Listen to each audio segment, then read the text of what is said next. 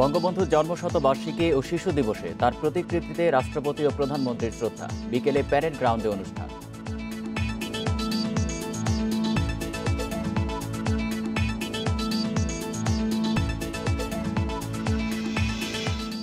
ঢাকায় পৌঁছেছেন মালদ্বীপের প্রেসিডেন্ট ইব্রাহিম মোহাম্মদ সলিহ, থাকবেন জন্মশতবার্ষিকীর আয়োজনে।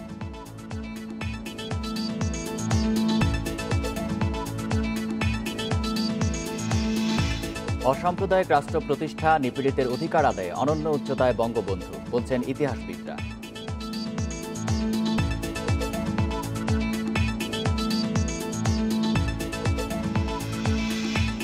গিনেস বুক রেকর্ডসে স্থান পেল বগুড়ার শস্যচিত্রে বঙ্গবন্ধু, 120 বিঘা জমিতে তৈরি মুজিবের প্রতিকৃতি।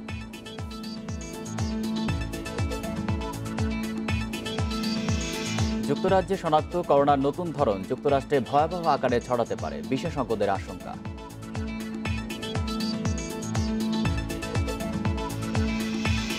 স্বাগত বিরতিহীন ইন্ডিপেন্ডেন্ট সংবাদে। আপনাদের সাথে আছি আমি আলী আশরাফ এবং সাথে আছে আমি মাহমুদা মমিতা। এতক্ষণ শিরোনাম শুনছিলেন, এবারে পুরো খবর।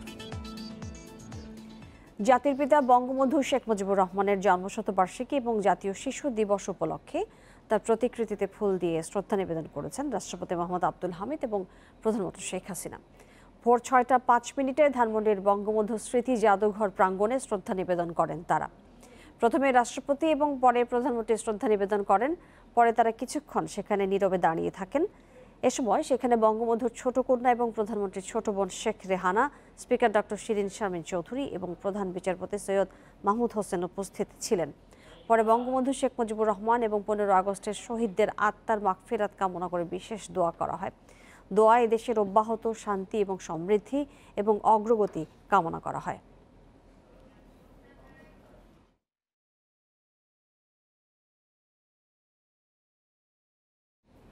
স্বাধীনতা সুবর্ণ জয়ন্তী ও জাতির পিতা বঙ্গবন্ধু শেখ মুজিবুর রহমানের জন্মশতবার্ষিকীর অনুষ্ঠানে যোগ দিতে ঢাকা পৌঁছেছেন মালদ্বীপের প্রেসিডেন্ট ইব্রাহিম মোহাম্মদ সলিহ। সকাল 8টা 20 মিনিটের দিকে তাকে বহনকারী বিমানটি শাহজালাল আন্তর্জাতিক বিমানবন্দরে পৌঁছায়। বিমানবন্দরে তাকে স্বাগত জানান রাষ্ট্রপতি মোহাম্মদ আব্দুল হামিদ। পরে সেখানে মালদ্বীপের প্রেসিডেন্টকে দেওয়া হয় গার্ড অব অনার। এরপর তিনি সাভারে জাতীয় স্মৃতিসৌধে মুক্তিযুদ্ধের বীর শহীদদের স্মৃতির প্রতি শ্রদ্ধা নিবেদন করবেন। সেখান থেকে তিনি ধানমন্ডি 32 নম্বরে বঙ্গবন্ধুর প্রতিকৃতিতে শ্রদ্ধা নিবেদন করবেন এবং বঙ্গবন্ধু স্মৃতি জাদুঘর পরিদর্শন করবেন। বেলা 3টার দিকে মালদ্বীপের প্রেসিডেন্ট ইব্রাহিম মোহাম্মদ সলিহ বৈঠক করবেন পররাষ্ট্রমন্ত্রী একে আব্দুল মোমেনের সঙ্গে। বিকেলে জাতীয় প্যারেড গ্রাউন্ডে স্বাধীনতার সুবর্ণ জয়ন্তী এবং বঙ্গবন্ধুর জন্মশতবার্ষিকীর আয়োজনে অংশ নেবেন মালদ্বীপের প্রেসিডেন্ট। 3 দিনের সফর শেষে আগামী 19 মার্চ মালদ্বীপ ফিরে যাবেন তিনি।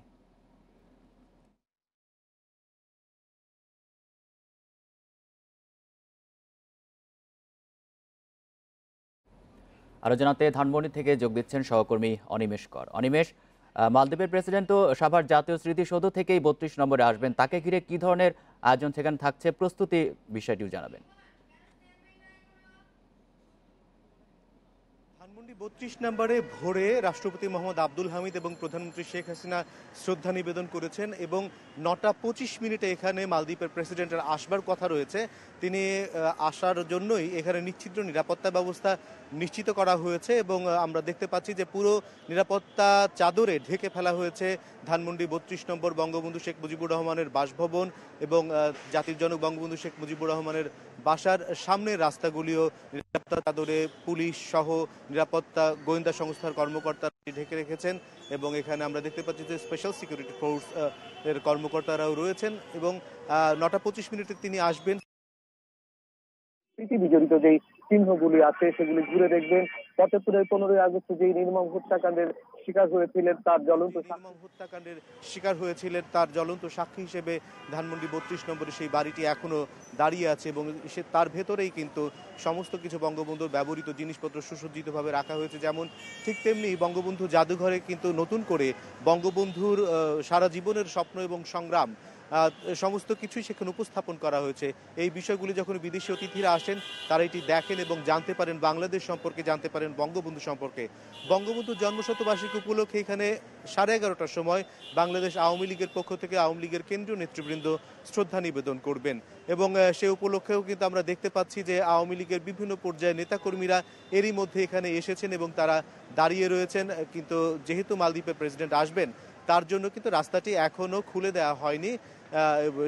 তিনি এখানে শ্রদ্ধা নিবেদন করে চলে যাবার পর সাধারণ মানুষের জন্য উন্মুক্ত হবে। 11:30টায় যখন আওয়ামী লীগের নেতাকর্মীরা শ্রদ্ধা নিবেদন করবেন, আমরা ধারণা করছি যে তার আধা ঘন্টা বা কিছুক্ষণ আগ থেকে খুলে দেওয়া হবে সাধারণ মানুষের জন্য। বঙ্গবন্ধু জন্মশতবার্ষিকী আজ, তিনি বেঁচে থাকলে আজ তার বয়স হতো 101 বছর এবং তার 100তম জন্মবার্ষিকী পালন হচ্ছে। এবং সারা বছর জুড়ে নানা ধরনের অনুষ্ঠান আয়োজনের কথা ছিল, 298টি অনুষ্ঠানের পরিকল্পনা ছিল, কিন্তু করোনা মহামারীর কারণে যার অনেকগুলো অনুষ্ঠানই করা সম্ভব হয়নি, বেশ কিছু অনুষ্ঠান ভার্চুয়ালি করা গেছে। করোনা মহামারীর এই সংক্রমণের কথা বিবেচনায় কিন্তু এবারও প্যারেড গ্রাউন্ডে যে আনুষ্ঠানিকতা হচ্ছে সেখানে মাত্র 500 জন অতিথিকে আমন্ত্রণ জানানো হয়েছে, যাদের প্রত্যেকেরই করোনা পরীক্ষা করে সেখানে আসতে হচ্ছে, করোনা নেগেটিভ রিপোর্ট সঙ্গে নিয়ে। যারা আমরা গণমাধ্যম কর্মী এই সংবাদগুলো সংগ্রহ করছি তাদেরকেও একইভাবে করোনা পরীক্ষা করার পরই এখানে আসতে দেয়া হয়েছে। জাতীয় প্যারেড গ্রাউন্ডে তুলে ধরা হবে বঙ্গবন্ধুর স্বপ্ন এবং সংগ্রামের ইতিহাস এবং বাংলাদেশের সেগুলো তুলে ধরা হবে নানা ধরনের। ধানমন্ডি থেকে জানাচ্ছিলেন সহকর্মী অনিমেষ কর। বঙ্গবন্ধু শেখ মুজিবুর রহমানের জন্মশতবার্ষিকী এবং জাতীয় শিশু দিবস উপলক্ষে গোপালগঞ্জের টুঙ্গিপাড়ায় অনুষ্ঠিত শিশু সমাবেশে ভার্চুয়ালি বক্তব্য রাখবেন প্রধানমন্ত্রী শেখ হাসিনা। সকাল 10:30টায় বঙ্গবন্ধু সমাধি সৌধ কমপ্লেক্সের বকুলতলা চত্বরের পাবলিক প্লাজায় এই শিশু সমাবেশ অনুষ্ঠিত হবে। বেলা 11:15টায় প্রধানমন্ত্রী শেখ হাসিনা প্রধান অতিথি হিসেবে ভাষণ দেবেন। আর এই নিয়ে আরও জানাতে টুঙ্গিপাড়া থেকে যোগ দিচ্ছেন সহকর্মী প্রসূন মণ্ডল। প্রসূন, এই যে আজকের আয়োজন, সেখানে ভার্চুয়ালি প্রধানমন্ত্রী ভাষণ দেবার কথা রয়েছে, এই মেলাকে কেন্দ্র করে কি ধরনের আয়োজন করা হয়েছে এবং জনসমাগম নেতাকর্মীরা কতটুকু এসেছেন সেখানে? দাঁড়িয়ে আছি বঙ্গবন্ধু শেখ মুজিবুর রহমানের বাড়ি টুঙ্গিপাড়ায়, সেখানে তার জন্মস্থান। এখানেই তিনি জন্মেছিলেন 101 বছর আগে। সেখানে তার জন্মভিটায় প্রস্তুতি নেওয়া হয়েছে বিভিন্ন সাংস্কৃতিক অনুষ্ঠানের, শিশু সমাবেশের। এখানে শিশুরা সভাপতিত্ব করবেন। প্রধানমন্ত্রী ভার্চুয়ালি ঢাকা থেকে ভিডিও কনফারেন্সের মাধ্যমে এখানে প্রধান অতিথির ভাষণও দিবেন। শিশুরা অপেক্ষায় আছে প্রধানমন্ত্রী কখন ভাষণ দেবেন, কখন তাদের সাংস্কৃতিক অনুষ্ঠান অনুষ্ঠিত হবে। তবে প্রোগ্রামের ভিতর রয়েছে সকাল 10:30টা থেকেই সাংস্কৃতিক অনুষ্ঠান শুরু হবে। এর আগে প্রধানমন্ত্রী এবং রাষ্ট্রপতির পক্ষে উভয়ের সামরিক সচিবগণ প্রধানমন্ত্রী এবং রাষ্ট্রপতির পক্ষে পুষ্পমাল্য অর্পণ করবেন। এরপরে কেন্দ্রীয় আওয়ামী লীগ নেতৃবৃন্দ ফুল দিয়ে বঙ্গবন্ধুর সমাধিসৌধ কমপ্লেক্সে শ্রদ্ধা জানাবেন। এরপরে আনুষ্ঠানিকতা শুরু হবে সকাল 10:30টায়। সেখানে জেলার বিভিন্ন স্কুল কলেজের শিশুরা সমবেত আছে। সেখানে অনুষ্ঠিত হবে সাংস্কৃতিক অনুষ্ঠান, নাচ গান, আবৃত্তি এবং পুরস্কার বিতরণী। এই অনুষ্ঠানের অপেক্ষায় প্রধানমন্ত্রী সকাল বেলা 11টায় তাদের শিশুদের উদ্দেশ্যে ভাষণ দেওয়ার কথা রয়েছে। এর মধ্যে বিমান বাহিনী, সেনাবাহিনী এবং নৌবাহিনীর একটি চৌকস দল অতিথিবৃন্দদের সম্মান জানাতে গার্ড অফ অনারের ব্যবস্থা করেছে। ইতিমধ্যে মাদার কমপ্লেক্স এলাকা সুসজ্জিত করা হয়েছে। এবং আপনাকে অনেক ধন্যবাদ আমাদের সাথে যুক্ত হয়ে বেশি তথ্য দেওয়ার জন্য। বঙ্গবন্ধুর জন্মশতবর্ষ এবং স্বাধীনতা সুবর্ণ জয়ন্তী উপলক্ষে পুরো রাজধানী সেজেছে পরিপাটি সাজে। সড়কে আলোকসজ্জার পাশাপাশি ফুটপাতে সৌন্দর্য বাড়ানো হয়েছে। জাতীয় সংসদ ভবন সহ শহরের বিভিন্ন ভবনে করা হয়েছে নান্দনিক আলোকসজ্জা। তুলে ধরা হয়েছে মানচিত্র, পতাকা আর বঙ্গবন্ধুর প্রতিকৃতি। রাতে প্রথম প্রহরে হয়েছে জমকালো আতশবাজিও। রাজধানীর বিজয় সরণি এলাকা, দুপাশের সড়ক সাজানো হয়েছে লাল সবুজে। উঠে এসেছে স্বাধীনতার ইতিহাস, পতাকা, মানচিত্র আর বঙ্গবন্ধুর প্রতিকৃতি। বঙ্গবন্ধুর জন্ম শতবর্ষ উদযাপনে শহরের গুরুত্বপূর্ণ সড়কগুলোই এভাবে সাজিয়েছে ঢাকার 2 সিটি কর্পোরেশন। সড়কের সৌন্দর্য বাড়ানোর পাশাপাশি রয়েছে আতশবাজি, লেজার শো সহ নানা আয়োজন। এখন এই সাজসজ্জার কারণে রাস্তা দিয়ে হাঁটলে এমনিতেই মন ভালো হয়ে যায়। স্বাধীনতার 50 বছর পূর্তি এবং বঙ্গবন্ধুর জন্ম শতবার্ষিকী উপলক্ষে আমাদের রাস্তাঘাটগুলো যেভাবে সাজানো হয়েছে দেখে আমাদের মনগুলো আসলে ভালো হয়ে গেছে এবং দেখতে অনেক সুন্দর লাগতেছে। সন্ধ্যা হলেই বদলে যাচ্ছে রাজধানীর সৌন্দর্য। বিভিন্ন ভবনে শোভা পাচ্ছে লাল সবুজের আলোকসজ্জা। বর্ণিল সাজে সাজানো হয়েছে জাতীয় সংসদ ভবনও। এই সাজসজ্জা দেখতে ভিড় করছেন নগরবাসী। লাল সবুজ রঙে অনেক সুন্দরভাবে সাজিয়েছে, আমার অনেক ভালো লাগছে। জাতীয় সংসদটি এত সুন্দরভাবে সাজিয়েছে যে দেখতে অনেক ভালো লাগছে। এছাড়া বিভিন্ন শিক্ষা প্রতিষ্ঠান, অধিদপ্তর, সচিবালয়, আদালত, বিভিন্ন সংস্থার অফিসও সেজেছে বর্ণিল সাজে। বিভিন্ন সড়কে টানানো হয়েছে বিলবোর্ড ও mural. Jahanara Parvin, independent news, Dhaka. 101 বছর আগের এই দিনে গোপালগঞ্জের টুঙ্গিপাড়ায় শেখ মুজিবুর রহমানের জন্ম। গ্রামের সেই খোকা রাজনীতির বন্ধুর পথ বেয়ে হয়ে ওঠেন স্বাধীনতার মহানায়ক। স্কুল জীবন থেকেই নেতৃত্বের বিকাশ দেখা গিয়েছিল তার মধ্যে। কলকাতায় কলেজ জীবনে বরেণ্য রাজনীতিবিদদের সান্নিধ্যে হয়ে ওঠেন দক্ষ সংগঠক। বাঙালির মুক্তির পথ খুঁজতে খুঁজতেই নিজস্ব ভূখণ্ড, স্বাধীন দেশ গড়ার স্বপ্ন দেখেন বঙ্গবন্ধু।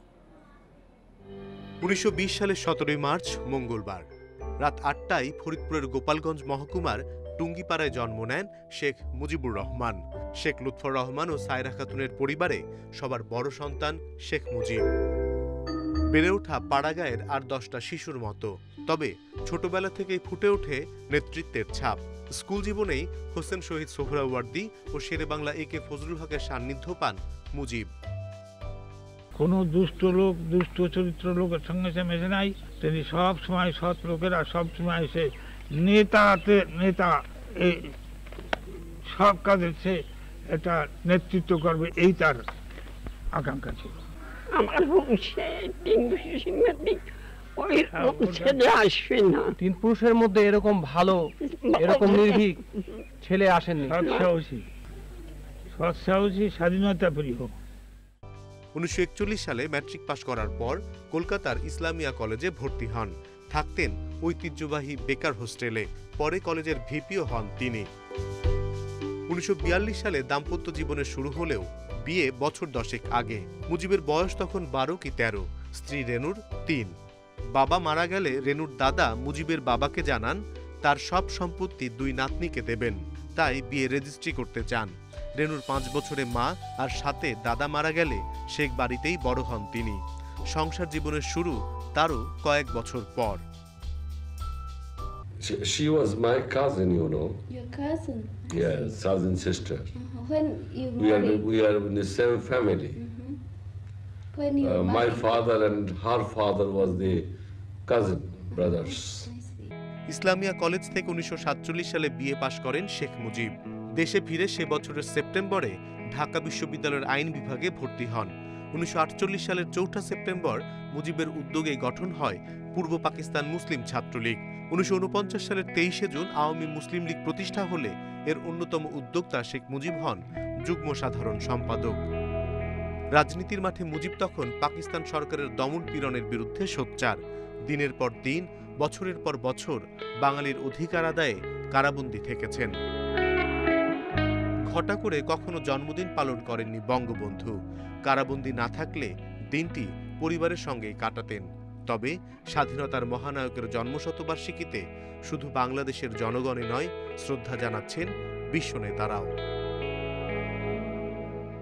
অনিমেষ কর, ইন্ডিপেন্ডেন্ট নিউজ, ঢাকা।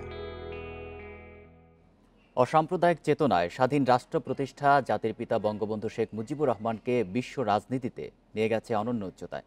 এমনটাই মনে করেন রাজনৈতিক, অর্থনীতিবিদ ও ইতিহাসবিদরা। তারা বলছেন, ভারত ভাগের পর পূর্ব বাংলায় জাতীয়তাবাদী চেতনার জোয়ারের প্রধান পুরুষ বঙ্গবন্ধু। নিপীড়িত মানুষের অধিকার আদায়ে ঈর্ষণীয় ভূমিকার জন্য বিশ্ব নেতাদের স্বীকৃতি, সম্মান পেয়েছেন পোয়েট অব পলিটিক্স খ্যাত সর্বকালের শ্রেষ্ঠ এই বাঙালি। বঙ্গবন্ধুর জন্মশতবার্ষিকী উপলক্ষে সম্প্রতি লন্ডন স্কুল অব ইকোনমিক্সের সাউথ এশিয়া সেন্টার আয়োজিত এক ভার্চুয়াল আলোচনা সভায় নোবেলজয়ী বাঙালি অর্থনীতিবিদ ডক্টর অমর্ত্য সেন বলেছেন, সমাজে সমতা প্রতিষ্ঠা এবং ধর্মকে রাজনীতির বাইরে রাখার ক্ষেত্রে বঙ্গবন্ধু শেখ মুজিবুর রহমানের যে মতাদর্শ তা এখনও সারা বিশ্বের জন্য প্রাসঙ্গিক ও গুরুত্বপূর্ণ। বঙ্গবন্ধুর কর্মময় জীবনের বহুমাত্রিকতা নিয়ে আলোকপাত করতে গিয়ে অমর্ত্য সেনের বক্তব্যের রেশ ধরে অর্থনীতিবিদ ডক্টর আতিউর রহমান বলেন, শেখ মুজিব বাঙালির সর্বকালের ইতিহাসের প্রধান পুরুষ। বঙ্গবন্ধু আমাদের ইতিহাসের বরপুত্র। তার নামে আমাদের ইতিহাসের দরজা খুলে যায়। তিনি আমাদের বর্তমান, তিনি আমাদের ভবিষ্যৎ। তাকে ছাড়া বাঙালি জাতীয়তাবাদ ভাবাই যায় না। বাংলাদেশের আরেক নাম তিনি একজন বিশ্ব নেতা এবং সেই কারণে বঙ্গবন্ধু বিশ্ববন্ধু কথাটি আমার নয়, অমর্ত্য সেন মনে করেন। বঙ্গবন্ধুর নিবিড় সাহচর্য পাওয়া বর্ষীয়ান রাজনীতিবিদ পঙ্কজ ভট্টাচার্য মনে করেন, বঙ্গবন্ধুর মতো এত বড় ক্যানভাসের ব্যক্তিত্ব বাংলাদেশে আর কখনো আসবে না। আমাদের কতগুলো অদেখা নায়ক ছিল যাদের দেখিনি, সূর্য সেন, প্রীতিলতা, সুভাষ বোস, জাতীয়তাবাদী জাগরণের অগ্রদূত কিন্তু মুজিবুর রহমান, শেখ মুজিবুর রহমান, আমাদের প্রিয় মুজিব ভাই তখনকার দিনে, পরবর্তীকালে জাতির পিতা বঙ্গবন্ধু শেখ মুজিবুর রহমান। তিনি পথপ্রদর্শক হয়ে উঠেছিলেন আমাদের সামনে। জাতীয়তাবাদী চেতনায় জাতিকে ঐক্যবদ্ধ করে জনযুদ্ধের মধ্য দিয়ে নতুন রাষ্ট্রের প্রতিষ্ঠা বঙ্গবন্ধুকে যে বৈশ্বিক সম্মান এনে দিয়েছিল তা বাংলার ও বাঙালির জন্য খুবই তাৎপর্যপূর্ণ বলছেন ইতিহাসবিদ। লন্ডনে যখন গিয়েছিলেন তৎকালীন প্রধানমন্ত্রী এডওয়ার্ড হিথ, বঙ্গবন্ধু যখন ফিরে আসেন নিজে গাড়ির দরজা খুলে দিয়েছিলেন। এ নিয়ে প্রচুর বিতর্ক সমালোচনা হয়েছিল, প্রোটোকলের বাইরে গেছে, কিন্তু হিথ বলেছিলেন আমি একজন বিশ্ব বরেণ্য নেতার জন্যে গাড়ির দরজা খুলে নিজেকে কৃতার্থ মনে করছি। এই তো বঙ্গবন্ধু। গবেষকরা মনে করেন বঙ্গবন্ধু আর 10 বছর দেশ পরিচালনার সুযোগ পেলে বাংলাদেশ আন্তর্জাতিক অঙ্গনে তার গুরুত্ব আরও অনেক বাড়াতে পারত বেশ আগেই। শাহাদাত স্বপন, ইন্ডিপেন্ডেন্ট নিউজ, ঢাকা। দেখছেন বিরতিহীন ইন্ডিপেন্ডেন্ট সংবাদ। আর ফিরে এসে থাকছে বিএনপির নেতা মওদুদ আহমদের মরদেহ দেশে আসছে কাল। শ্রদ্ধা নিবেদন শেষে নোয়াখালীতে দাফন।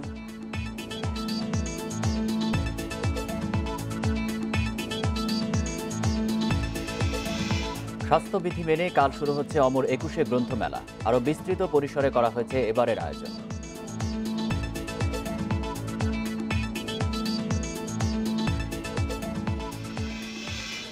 বগুড়া শেরপুরে শস্যচিত্রে বঙ্গবন্ধু প্রতিকৃতি স্থান পেয়েছে গিনেস ওয়ার্ল্ড রেকর্ডে। মঙ্গলবার এই স্বীকৃতি দিয়েছে বিশ্বের রেকর্ড সংরক্ষণকারী যুক্তরাজ্য ভিত্তিক এই সংস্থাটি। বিষয়টি নিশ্চিত করেছেন আওয়ামী লীগের যুগ্ম সাধারণ সম্পাদক ও কৃষিবিদ আফামা বাহাউদ্দিন নাসিম। এর আগে গত 9 মার্চ গিনেস ওয়ার্ল্ড রেকর্ডের 2 প্রতিনিধি বগুড়ায় শস্যচিত্রটি ঘুরে দেখেন। চিত্রকর্মটি পর্যবেক্ষণের পর প্রতিনিধিদের রিপোর্টের ভিত্তিতে এটিকে পৃথিবীর সর্ববৃহৎ শস্যচিত্র হিসেবে ঘোষণা করা হয়। শেরপুরে বালেন্দা গ্রামে 70 জন নারী শ্রমিকের নিরলস প্রচেষ্টায় 120 বিঘা জায়গায় 2 ধরনের বীজ দিয়ে বঙ্গবন্ধুকে নিপুণভাবে চিত্রায়িত করা হয়।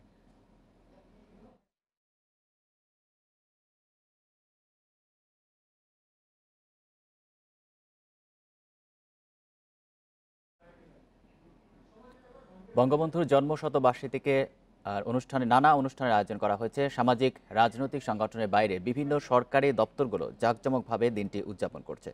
এ নিয়ে আরো জানাতে বগুড়া থেকে যোগ দিচ্ছেন সহকর্মী হাসিবুর রহমান। হাসিবুর, বগুড়ায় আজ কি কি আয়োজন থাকছে জানাবেন?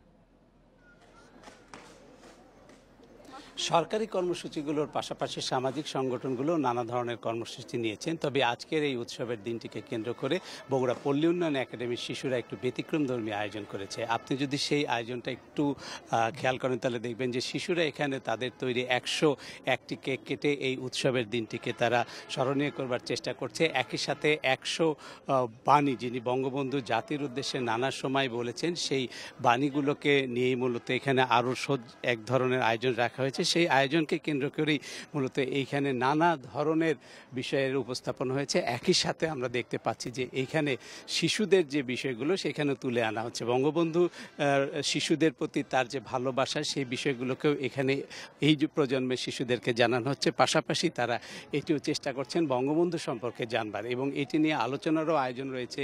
বগুড়া পল্লী উন্নয়ন একাডেমি সহ বিভিন্ন এলাকায় আজকে যে আলোচনা সভাগুলো রয়েছে সেখানে আপনাকে এইটুকুও জানিয়ে রাখি যে এইখানে যে শিশুগুলো রয়েছে তারা সবাই খুবই মেধাবী, এবং এই মেধাবী শিশুদের মধ্যে যারা তুলনামূলকভাবে কিছুটা অসচ্ছল তাদেরকে একটা বৃত্তির ব্যবস্থা করেছে সরকারিভাবে এই প্রতিষ্ঠান থেকে। একই সাথে তারা আরও আয়োজনে রেখেছে যারা দীর্ঘদিন ধরে নানা সীমাবদ্ধতার মধ্যে রয়েছে, তাদেরকে বিমার আওতায় আনা হয়েছে। এরকম শিশু সংখ্যা প্রায় 500।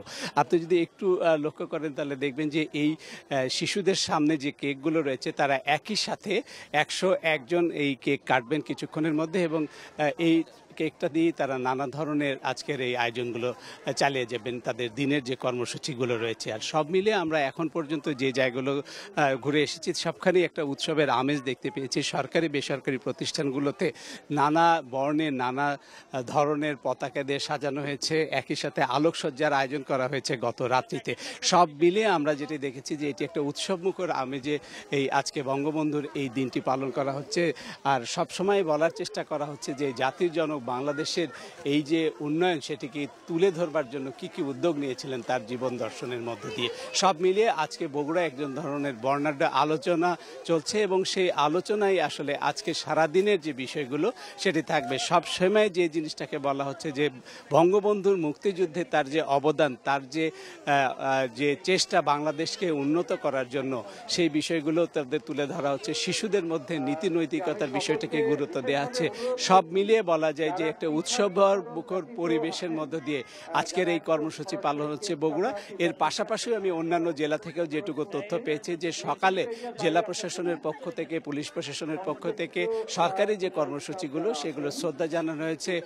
বঙ্গবন্ধুর যে প্রতিকৃতি তাতে শ্রদ্ধা জানিয়ে একই সাথে তারা এটিও বলছেন যে বঙ্গবন্ধুকে নিয়ে যে আলোচনা সভাগুলো রয়েছে তার যে মূল বক্তব্য, সেই বক্তব্যগুলো তারা মূলত শিশুদের মধ্যে পৌঁছে দিতে চান, শিশুদেরকে তার আদর্শে বড় করতে চান, দেশের প্রতি ভালোবাসা সৃষ্টি করতে চান।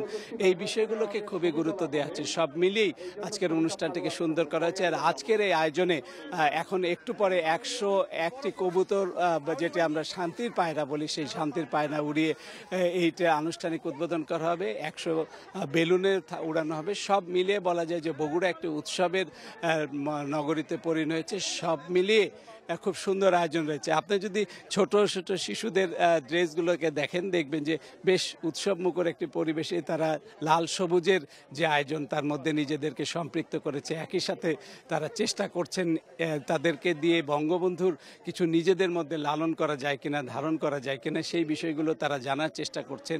এখানে যারা শিক্ষকরা আছেন এই বগুড়া পল্লী উন্নয়ন একাডেমি যে ল্যাবরেটরি স্কুল অ্যান্ড কলেজ, সেই কলেজের শিক্ষকরাও তাদেরকে বঙ্গবন্ধুর কথা বলছেন। তাদের নানাভাবে বাংলাদেশের যে যুদ্ধের পটভূমি, সেখানে বাংলাদেশের পক্ষে যারা কাজ করেছেন মুক্তিযোদ্ধারা, তারা কি করেছেন, বঙ্গবন্ধুর অবদানটা কি ছিলেন, বাংলাদেশকে এগিয়ে নেওয়ার ক্ষেত্রে একটি ভাঙ্গাঝুরি হিসেবে যারা বলেছিলেন তাদেরকে মুখে সব মিলিয়ে বলা যায় যে আজকের এই আয়োজনটাকে সুন্দর করবার জন্য সব মিলিয়ে সবার যে চেষ্টা সেটি একটি বর্ণাঢ্য এবং উৎসবমুখর, এটি আমরা এখন দেখতে পাচ্ছি সব দিকে। বগুড়া থেকে জানাচ্ছিলেন সহকর্মী হাসিবুর রহমান। মুজিব জন্ম শতবর্ষ এবং স্বাধীনতা সুবর্ণ জয়ন্তী উদযাপনে প্রস্তুত সারা দেশ। এই উপলক্ষে শেষ মুহূর্তের মহড়া হয়ে গেল জাতীয় প্যারেড গ্রাউন্ডে। প্রায় 5000 দেশি বিদেশি শিল্পীর অংশগ্রহণে হতে যাচ্ছে 10 দিনের এই বর্ণাঢ্য আয়োজন। আজ তোমার জন্মদিন, আমি খুব খুশি। তুমি তো আমাদের জাতির পিতা। বাবার জন্মদিনে তো সবাই খুশি থাকে, তাই না? বর্ণাঢ্য এই আয়োজন মুজিব শতবর্ষ ও স্বাধীনতার সুবর্ণ জয়ন্তীকে কেন্দ্র করে 17 মার্চ থেকে শুরু হয়ে 27 মার্চ পর্যন্ত চলবে এরকম বর্ণাঢ্য আয়োজন।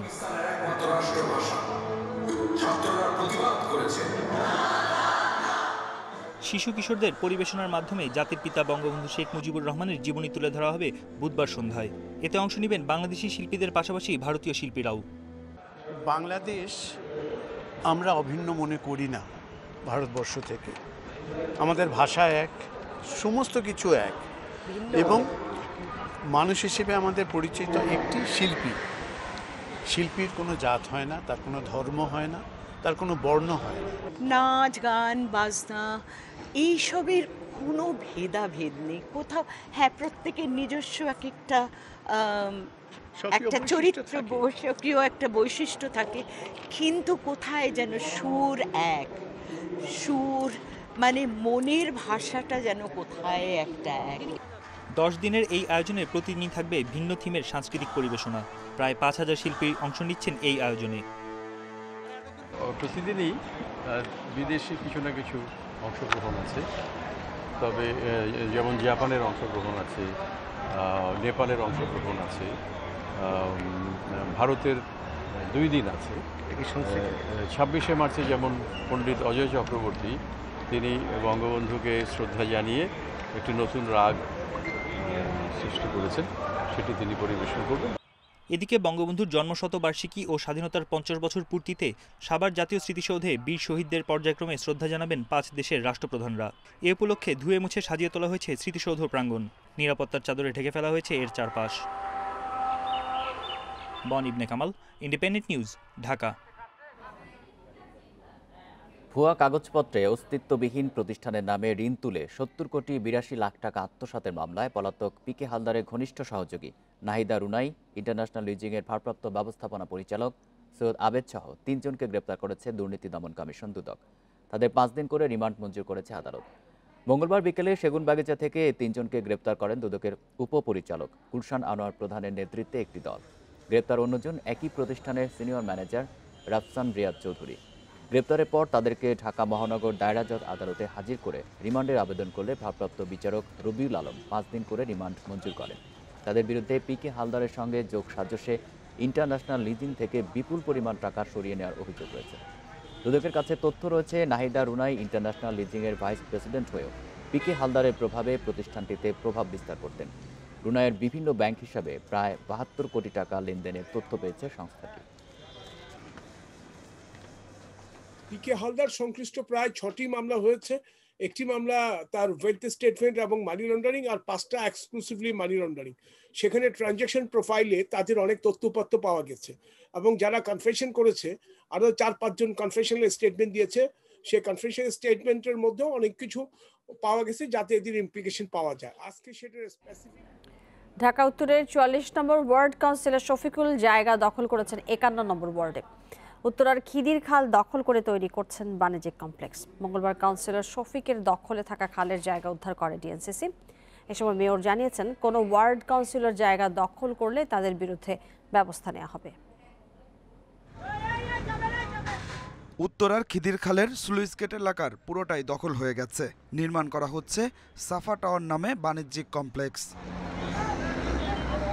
এই দখলে জড়িত থাকার অভিযোগ উঠেছে ঢাকা উত্তর সিটি কর্পোরেশনের 44 নম্বর ওয়ার্ডের কাউন্সিলর মোহাম্মদ শফিকের বিরুদ্ধে, যিনি গোল্ডেন শফিক নামে পরিচিত। মঙ্গলবার মশক নিধন কার্যক্রমে গিয়ে দখলের বিষয়টি নজরে আসে মেয়র আতিকুল ইসলামের।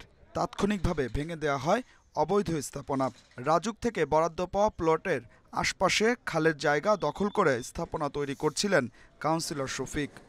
রাজুক বরাদ্দ দিছে, রাজুক কর্মচারী কমার্শিয়াল কমপ্লেক্স ওনাদের কর্মচারীদেরকে, তারপর ওনারা আবার বিএনএসকে দিছে। বিএনএস এর পরে সাফা টাওয়ার ওনারা এটা ক্রয় করে নিয়েছে। উনিও সাফা টাওয়ারের মালিকের একজন। অভিযোগের বিষয়ে যোগাযোগ করেও পাওয়া যায়নি কাউন্সিলর শফিকের বক্তব্য। এদিকে খালের জায়গায় ভবন নির্মাণের বিষয়ে কিছুই জানেন না বলে দাবি স্থানীয় সংসদ সদস্যর। সাইনবোর্ড আছে, আপনার সাইনবোর্ড দেখছেন, এই কোম্পানি কিনে নিয়েছে, কোম্পানির মালিক কে এটা তো আমরা জানি না, যেহেতু এটা আমাদের সম্পত্তি না। আপনি কি জানেন কি জানেন? আমি শুনি, আমি নির্বাচিত হয়েছি মাত্র 3 মাস, এর আগে পরে কি হয়েছে এটা তো আমি আর বাইরে। উত্তর ঢাকার মেয়র জানান, নোটিশ ছাড়াই উচ্ছেদ করা হবে অবৈধ দখলদারদের। এতে কোনো কাউন্সিলর জড়িত থাকলেও ছাড় পাবেন না।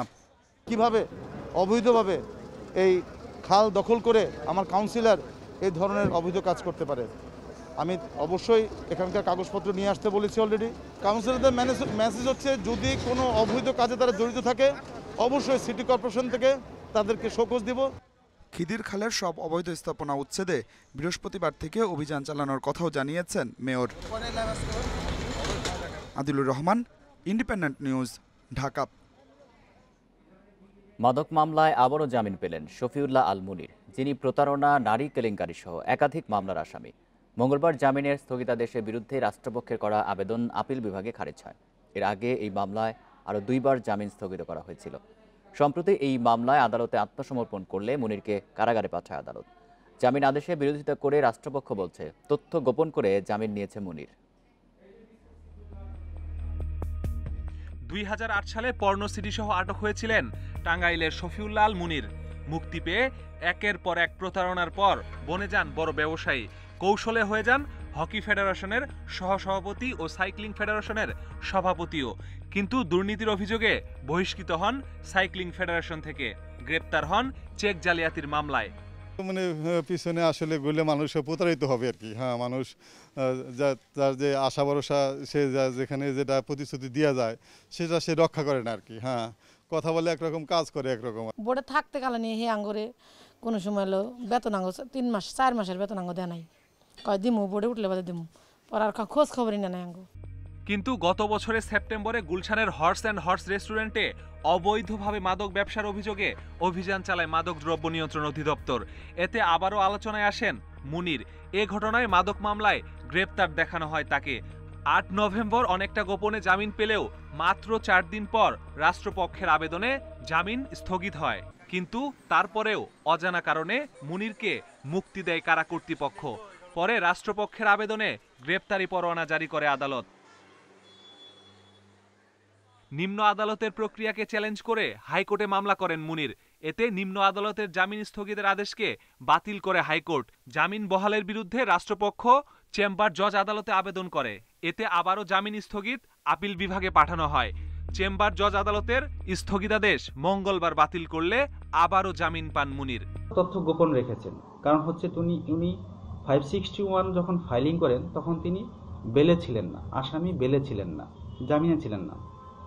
অথচ 561 এতে ফাইলিং করার পূর্ব শর্ত হচ্ছে আসামিকে অবশ্যই জামিনে থাকতে হবে।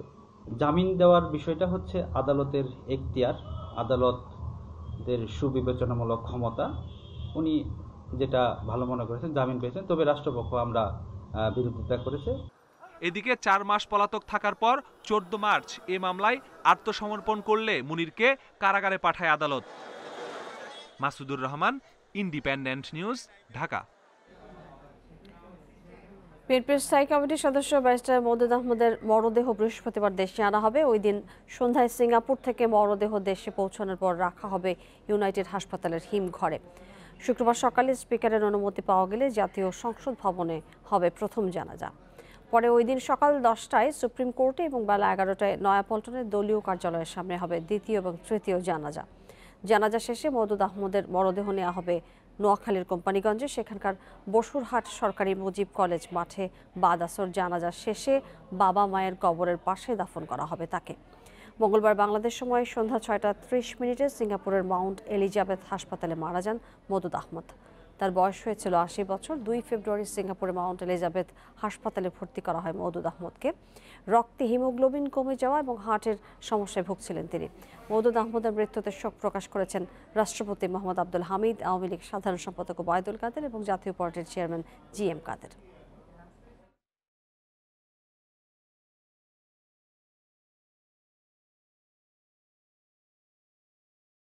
ব্যারিস্টার মওদুদ আহমদ সাহেবের এই চলে যাওয়া, এটা দেশের রাজনৈতিক অঙ্গনে নিঃসন্দেহে, বিশেষ করে এই সংকটময় মুহূর্তে একটা পূরণীয় শূন্যতার সৃষ্টি হলো এবং এটা অপূরণীয়। আমরা মনে করি এটা শুধু বিএনপির জন্য নয়, সমগ্র দেশের জন্য, সমগ্র জাতির জন্যই একটা বড় ক্ষতির সম্মুখীন হলাম আমরা। মরহুম ব্যারিস্টার মওদুদ আহমদ এই উপমহাদেশের একজন বিশিষ্ট আইনজীবী ছিলেন। তিনি বর্ণাঢ্য রাজনৈতিক জীবনের অধিকারী। বাংলাদেশ একজন অত্যন্ত জনপ্রিয় এবং একজন অভিজ্ঞ রাজনীতিবিদ হারালো। বাংলাদেশের রাজনীতির আলোচিত ব্যক্তিত্ব ছিলেন মওদুদ আহমদ। তিনি একসময় দেশের প্রধানমন্ত্রী হিসেবে দায়িত্ব পালন করেন। বিভিন্ন সরকারের আমলে উপরাষ্ট্রপতি থেকে মন্ত্রী পদেও ছিলেন তিনি। ছাত্রলীগের পথ ধরে আওয়ামী লীগের রাজনীতিতে যুক্ত হয়ে পরে তিনি ছিলেন বিএনপি ও জাতীয় পার্টির প্রতিষ্ঠাতাদের অন্যতম। 1996 থেকে তিনি যুক্ত ছিলেন বিএনপির রাজনীতিতে। রাজনীতি ছাড়া লেখক হিসেবেও তার অবস্থান গুরুত্বপূর্ণ। মওদুদ আহমদের জন্ম 24 মে 1940 সালে নোয়াখালী জেলার কোম্পানিগঞ্জ উপজেলায়। বাবা মাওলানা মমতাজউদ্দিন আহমেদ, মা বেগম আম্বিয়া খাতুন। 6 ভাই বোনের মধ্যে মওদুদ আহমদ চতুর্থ। ঢাকা বিশ্ববিদ্যালয়ে পড়াশোনা শেষে ব্রিটেন থেকে ব্যারিস্টারেট ল ডিগ্রি অর্জন করেন। লন্ডনে পড়াশোনা শেষে দেশে ফিরে হাইকোর্টে ওকালতি শুরু করেন। তিনি ভিজিটিং প্রফেসর হিসেবে জর্জ ওয়াশিংটন বিশ্ববিদ্যালয়েও কর্মরত ছিলেন। 1971 সালে মুক্তিযুদ্ধে গুরুত্বপূর্ণ ভূমিকা পালন করেন মওদুদ আহমদ। 71-এ ইয়াহিয়া খানের সঙ্গে গোলটেবিল বৈঠকে তিনি বঙ্গবন্ধু শেখ মুজিবুর রহমানের সাথে ছিলেন। 1977 থেকে 1979 সাল পর্যন্ত তিনি রাষ্ট্রপতি জিয়াউর রহমানের সরকারের মন্ত্রী ও উপদেষ্টা ছিলেন। 1979 সালে তিনি প্রথম সংসদ সদস্য নির্বাচিত হন। তাকে উপপ্রধানমন্ত্রী করা হয়। 1986 সালে তাকে আবার উপপ্রধানমন্ত্রী করা হয়। 1988 সালে তিনি প্রধানমন্ত্রী হন। 1989 সালে তাকে দেওয়া হয় শিল্প মন্ত্রণালয়ের দায়িত্ব। এরপর হন দেশের উপরাষ্ট্রপতি। 1996 সালে আওয়ামী লীগ ক্ষমতায় এলে তিনি বিএনপিতে যোগ দেন। 5 বার মওদুদ আহমদ নোয়াখালী জেলার কোম্পানীগঞ্জ থেকে সংসদ সদস্য নির্বাচিত হন। বিএনপি ও জাতীয় পার্টির শাসনামলে শিল্প তথ্য পরিকল্পনা আইনসহ বিভিন্ন মন্ত্রণালয়ে মন্ত্রী হিসেবে দায়িত্ব পালন করেন তিনি। বিএনপির স্থায়ী কমিটির সদস্য হিসেবে জীবনের শেষ দিন পর্যন্ত রাজনীতিতে সক্রিয় ছিলেন এই রাজনীতিবিদ।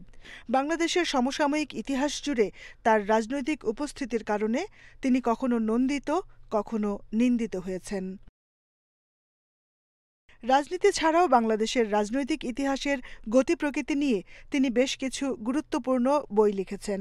এসব গ্রন্থে তিনি নির্মোহ অবস্থান থেকে রাজনীতি ও রাষ্ট্র ব্যবস্থার বিশ্লেষণ করেছেন। তার গ্রন্থের মধ্যে আলোচিত হচ্ছে চলমান ইতিহাস, কারাগারে কেমন ছিলাম, শেখ মুজিবুর রহমানের শাসনকাল, বাংলাদেশের গণতন্ত্র এবং উন্নয়নের challenge. Jahanara Parvin, independent news, Dhaka. সম্মেলনের 1 বছর পরও নোয়াখালী জেলা আওয়ামী লীগের পূর্ণাঙ্গ কমিটি হয়নি। অভিযোগ উঠেছে, কেন্দ্রে যে খসড়া কমিটি জমা দেওয়া হয়েছিল তাতে বাদ পড়েছেন ত্যাগী এবং পরীক্ষিত নেতারা। জেলার সাধারণ সম্পাদক একরামুল করিম চৌধুরী তার নিজস্ব লোক দিয়ে কমিটি করায় ক্ষুব্ধ অনেকেই। আওয়ামী লীগ সাধারণ সম্পাদক ওবায়দুল কাদেরের জেলা হওয়ার পরও দ্বন্দ্ব কলহ না থামায় সভাপতি শেখ হাসিনাকে ব্যবস্থা নেওয়ার আহ্বান জানিয়েছেন নেতারা। 2019 সালের নভেম্বরে নোয়াখালী জেলা আওয়ামী লীগের সম্মেলনে সংঘর্ষের চিত্র। নোয়াখালী পৌরসভার মেয়র শহীদুল্লাহ খানের সমর্থকদের সাথে সংঘর্ষ হয় সাধারণ সম্পাদক প্রার্থী একরামুল করিম চৌধুরীর সমর্থকদের। ঘণ্টাব্যাপী সংঘর্ষে দুই পক্ষের 75 জন আহত হন। পরে সম্মেলন বর্জন করেন শহীদুল্লাহ খান। পুরো সম্মেলন ছিল একরামুল করিম চৌধুরীর সমর্থকদের দখলে। দলের সাধারণ সম্পাদক ওবায়দুল কাদের প্রথম অধিবেশনেই জেলার সভাপতি ও সাধারণ সম্পাদকের নাম ঘোষণা করেন। নেতাকর্মীরা বলছেন, ওবায়দুল কাদেরের জেলা হওয়ার পরও নোয়াখালীতে বিভেদের রাজনীতি স্পষ্ট। জেলায় ঘুরলেই সংসদ সদস্য একরাম চৌধুরীর আধিপত্য চোখে পড়ে। শুধু স্থানীয় নয়, এটা হলো আমাদের জেলা পর্যায়ে আমাদের দলীয় কোন্দল। রাজনীতিবিদেরা করে জনগণের জন্য রাজনীতি, কিন্তু এখন জনগণ রাজনীতিবিদদের কাছে জিম্মি হয়ে যাওয়া আমার লাইফে আমি প্রথম দেখছি। সম্মেলনের 1 বছর 2 মাস পেরিয়ে গেলেও এখনও পূর্ণাঙ্গ হয়নি নোয়াখালী জেলা আওয়ামী লীগের কমিটি। নেতাকর্মীদের অভিযোগ, নিজেদেরকে ক্ষমতার কেন্দ্রে রাখতে কেউ কেউ নিজস্ব লোক দিয়ে একটি খসড়া কমিটি করেছিল, যেখানে আওয়ামী লীগের ত্যাগী এবং পরীক্ষিত নেতাকর্মীদেরকে বাদ দেওয়া হয়েছে। 2020 সালের সেপ্টেম্বরে করা খসড়া কমিটিতে দেখা যায় যুব ও ক্রীড়া সম্পাদক পদ দেওয়া হয়েছে একরাম চৌধুরীর ছেলে তরুণ শাবাব চৌধুরীকে। একরামের ব্যক্তিগত সহকারী সুনীল দাসকেও রাখা হয়েছে জেলা কমিটির সদস্য হিসেবে। সেই খসড়া কমিটিও কেন্দ্রে ঝুলে আছে 5 মাস ধরে। এর আগের কমিটিতে আমি একজন ফ্রিডম ফাইটার, মুক্তিযোদ্ধা, আমি সহসভাপতি ছিলাম। এই কমিটিতে আমার নামটাও নেই। এভাবে অনেকেই যারা আওয়ামী লীগ করে জীবনটা শেষ করে দিয়েছে, অনেককেই কমিটিতে রাখা হয়নি। এসব নিয়ে কথা বলতে রাজি হননি জেলা আওয়ামী লীগ সভাপতি ও সাধারণ সম্পাদক। তবে এ জেলার দায়িত্বপ্রাপ্ত কেন্দ্রীয় কমিটির সাংগঠনিক সম্পাদক জানান, অভ্যন্তরীণ বিরোধ খতিয়ে দেখা হচ্ছে। দপ্তরে জমা পড়লে তো হয় না, এটাকে পরীক্ষা নিরীক্ষা করতে হয়। পরীক্ষা নিরীক্ষা করছি আমরা।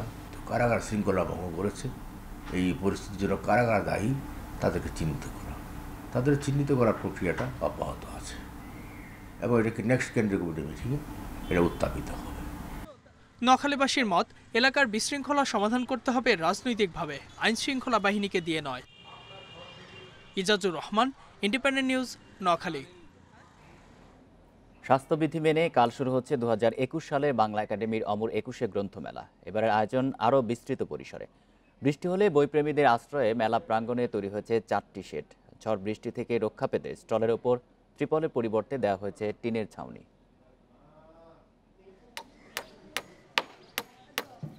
সোহরাওয়ার্দী উদ্যানে চলছে বইমেলার স্টল নির্মাণের কাজ। এরই মধ্যে দাঁড়িয়ে গেছে স্টল ও প্যাভিলিয়নের কাঠামো। বুধবার রাতের মধ্যে শেষ হয়ে যাবে বাকি কাজও।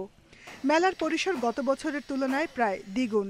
এবার প্রায় 15 লাখ বর্গফুট আয়তনে বিস্তৃত হচ্ছে বইমেলা। প্রথমবারের মতো রমনার ইঞ্জিনিয়ার্স ইনস্টিটিউশনের সামনে থাকছে নতুন একটি গেট। মেলার সব প্রবেশপথে থাকছে হ্যান্ড স্যানিটাইজার, প্রবেশে মাস্ক পরা বাধ্যতামূলক।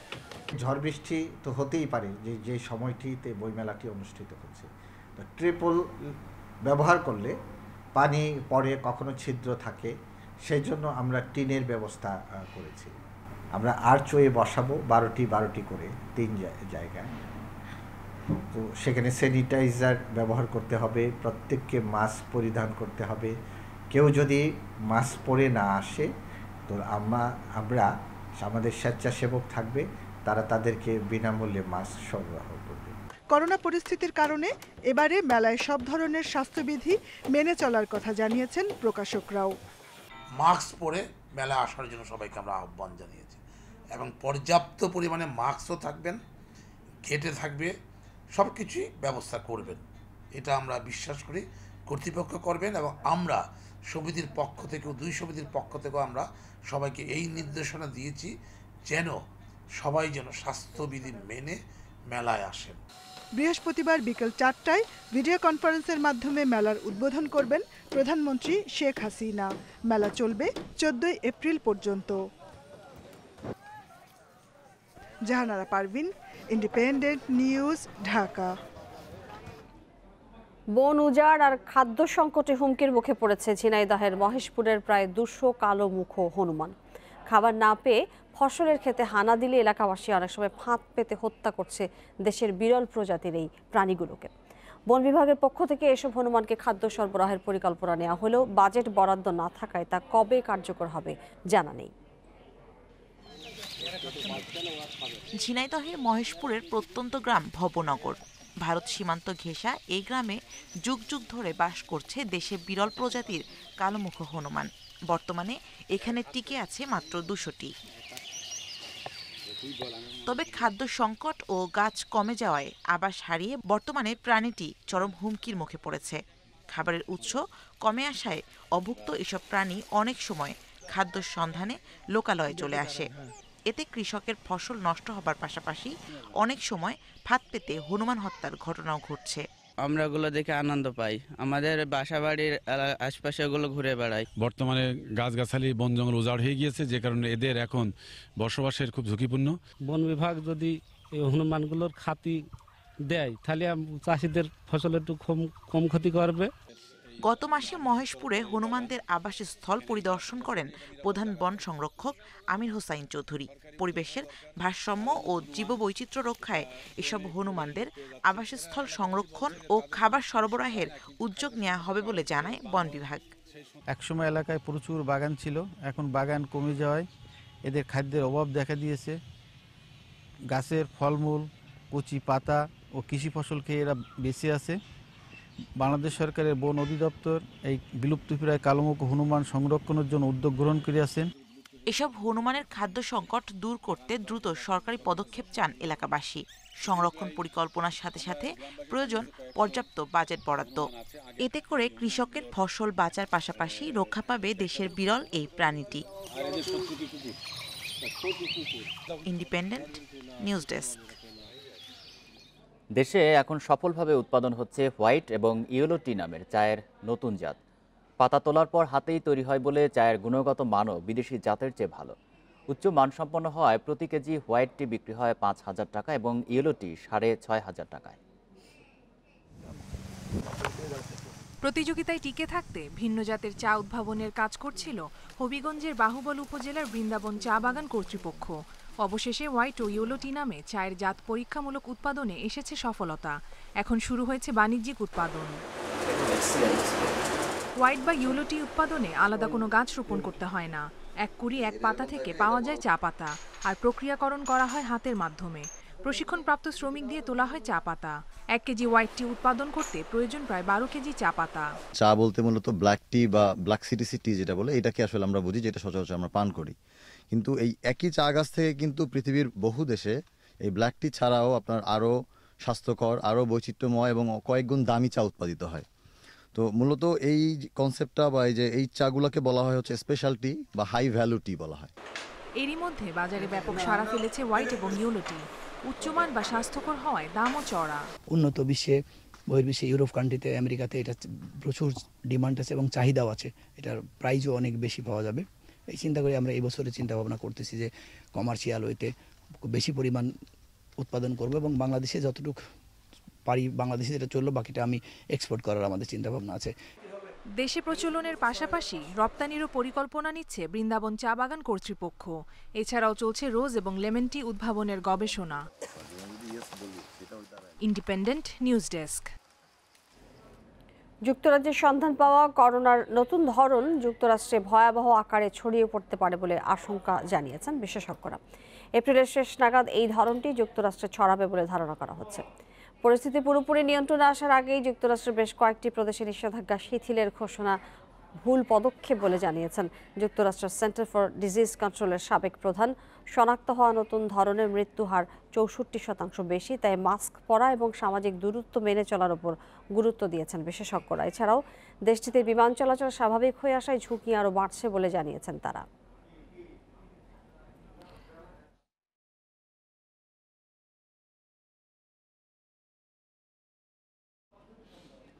অক্সফোর্ড অ্যাস্ট্রাজেনেকার করোনা টিকা রক্ত জমাট বাঁধায় এমন কোনো প্রমাণ মেলেনি বলে জানিয়েছে ইউরোপীয় ইউনিয়নের ওষুধ নিয়ন্ত্রণকারী সংস্থা। ইউরোপের বেশ কটি দেশে এই টিকা ব্যবহার স্থগিতের পর মঙ্গলবার আবারও এই তথ্য দিয়েছে তারা। ইউরোপীয় মেডিসিনস এজেন্সি ইএমএ এর প্রধান এমার কুক জানান, অ্যাস্ট্রাজেনেকার টিকা ব্যবহারে ঝুঁকির চেয়ে লাভটাই বেশি। তিনি আরও জানান, টিকা দেওয়া মানুষের রক্ত জমাট বাঁধার সংখ্যা সাধারণ জনগণের চেয়ে বেশি নয়, তবে তদন্ত এখনও চলছে। প্রতিবেদন প্রকাশ হবে বৃহস্পতিবার। এদিন অ্যাস্ট্রাজেনেকা টিকা নিয়ে বৈঠকে বসেন বিশ্ব স্বাস্থ্য সংস্থার বিশেষজ্ঞরা। এর আগে সোমবার ইউরোপের বিভিন্ন দেশকে টিকা কার্যক্রম চালিয়ে যাওয়ার আহ্বান জানায় সংস্থাটি।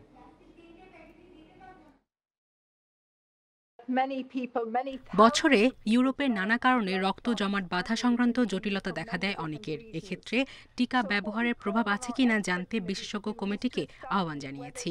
তাদের সঙ্গে বৈঠকও হয়েছে। তবে আমরা বিশ্বাস করি পার্শ্ব প্রতিক্রিয়ার ঝুঁকির চেয়ে করোনা প্রতিরোধে অ্যাস্ট্রাজেনেকার টিকা ব্যবহার লাভজনক। খেলার খবর। চ্যাম্পিয়ন্স লিগের কোয়ার্টার ফাইনালে উঠল রিয়াল মাদ্রিদ। শেষ 16-র দ্বিতীয় লেগে আটলান্টার বিপক্ষে লস ব্লাঙ্কোদের জয় 3-1 গোলে। এতে 2 লেগ মিলিয়ে 4-1 ব্যবধানে পরের রাউন্ডে জিদানের দল। প্রথম লেগে অ্যাওয়ে ম্যাচ জয়ে সহজ সমীকরণ রিয়ালের। ঘরের মাঠে 34 মিনিটে স্বাগতিকদের আনন্দের উপলক্ষ এনে দেন কারিম বেনজেমা। প্রথমার্ধের লস ব্লাঙ্কোস দ্বিতীয়ার্ধে আরও ভয়ঙ্কর হয়ে ওঠে। 60 মিনিটের সফল স্পট কিকে ব্যবধান দ্বিগুণ করেন সার্জিও রামোস।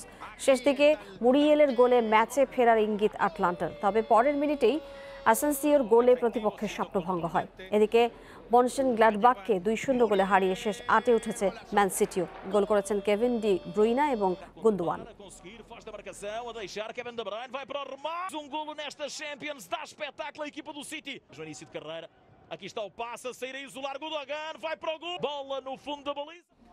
জাতির পিতা বঙ্গবন্ধু শেখ মুজিবুর রহমানের জন্মদিনে শুভেচ্ছা বার্তা দিয়েছেন সাকিব ইমরুলরা।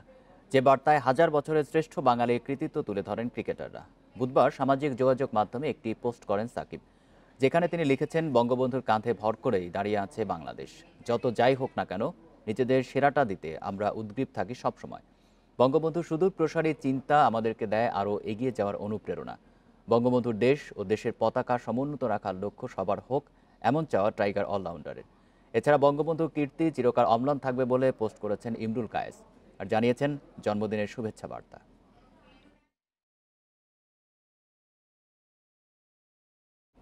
সংবাদ শেষ করব, তবে যাবার আগে শিরোনামগুলো আপনাদের আরেকবার মনে করে দিচ্ছি। বঙ্গবন্ধুর জন্মশতবার্ষিকী এবং শিশু দিবসে তার প্রতিকৃতিতে রাষ্ট্রপতি এবং প্রধানমন্ত্রীর শ্রদ্ধা। বিকেলে প্যারেড গ্রাউন্ডে অনুষ্ঠান।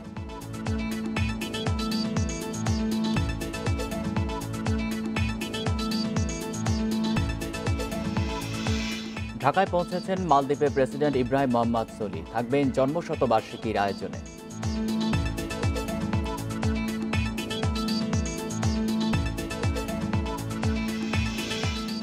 অসাম্প্রদায়িক রাষ্ট্র প্রতিষ্ঠা, নিপীড়িতের অধিকার আদায়ে অনন্য উচ্চতায় বঙ্গবন্ধু, বলছেন ইতিহাসবিদরা।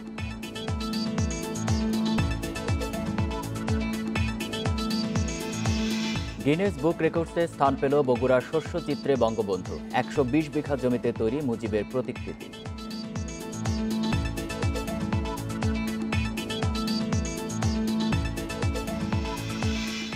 এবং যুক্তরাজ্যে শনাক্ত করোনার নতুন ধরন, যুক্তরাষ্ট্রে ভয়াবহ আকারে ছড়াতে পারে বিশেষজ্ঞদের আশঙ্কা।